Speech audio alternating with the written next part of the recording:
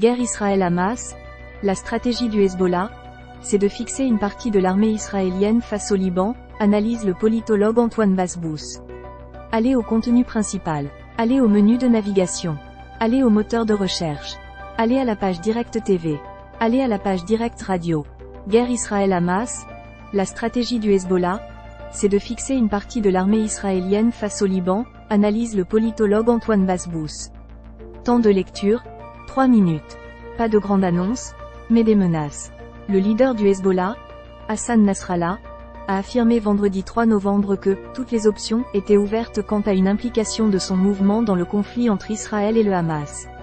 Les affrontements entre l'organisation pro-iranienne et l'armée israélienne se sont multipliés depuis le début de la guerre dans la bande de Gaza, faisant craindre un embrasement de la région et l'ouverture d'un second front à la frontière avec le Liban.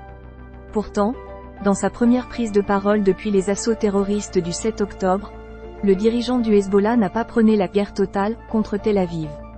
Pour comprendre ce discours, France Info a interrogé Antoine Basbous, politologue et directeur de l'Observatoire des pays arabes.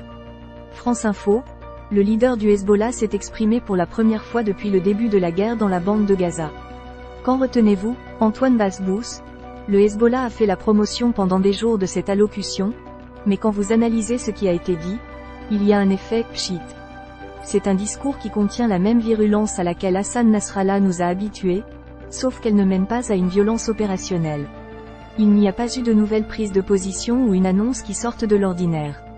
Le secrétaire général et guide religieux du Hezbollah s'est contenté de faire une simple analyse de la situation, 3 semaines après les attaques du Hamas contre Israël. Toutefois, cette allocution permet de donner des arguments à ses militants, pour les mobiliser et occuper l'espace médiatique. Hassan Nasrallah n'a pas annoncé d'action militaire d'ampleur contre Israël. Comment l'expliquez-vous? Hassan Nasrallah se comporte comme le guide suprême du Liban. Aujourd'hui, ce pays n'a plus de président de la République, seulement un gouvernement intérimaire qui gère les affaires courantes, ainsi qu'un président du Parlement qui est aux ordres du Hezbollah. Le véritable homme fort du Liban, c'est lui. L'objectif du Hezbollah est de ne pas perdre cet avantage. S'il y avait une guerre ouverte avec Israël, le Liban serait anéanti. Tout le monde reprocherait alors à l'organisation d'avoir pris en otage le pays et d'avoir détruit ses institutions dans l'unique but de rester le seul maître à bord. A-t-il donné des indications sur les objectifs de son organisation dans la guerre entre Israël et le Hamas? Il n'a pas appelé à une offensive majeure, mais il a tout de même affirmé que toutes les options étaient sur la table. S'il y avait une initiative militaire d'Israël contre le Liban, il reverrait ses objectifs. Mais sans initiative de l'État hébreu, il en restera là, à occuper le sud du pays. La stratégie du Hezbollah dans ce conflit, c'est de fixer le tiers de l'armée israélienne, une partie de son aviation et sa marine face au Liban. Il a également formulé 2 objectifs majeurs, arrêter l'agression d'Israël contre Gaza et obtenir la victoire du Hamas. Il a cherché à démontrer la fragilité de Tel Aviv mais aussi l'implication des États-Unis, en les diabolisant et les accusant d'être derrière toutes les crises du monde.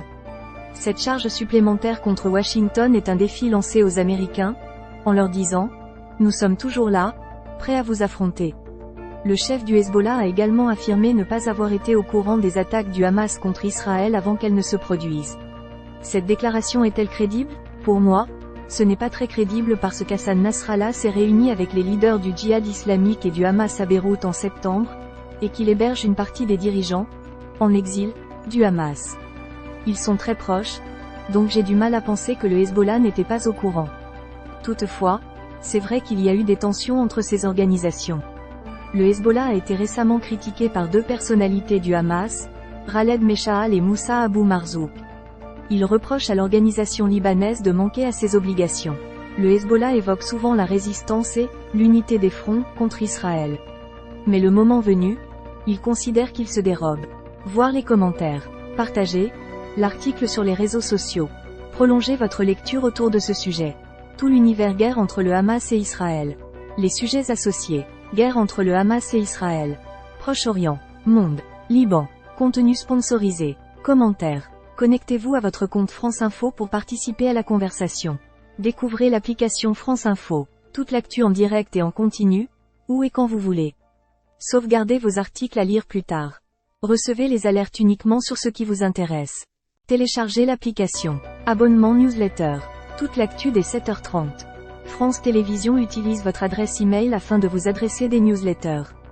Pour exercer vos droits, contactez-nous. Suivez-nous sur les réseaux sociaux. L'application France Info, Tout France Info, et bien plus. Sauvegardez vos articles à lire plus tard et filtrez l'actualité qui vous intéresse. Téléchargez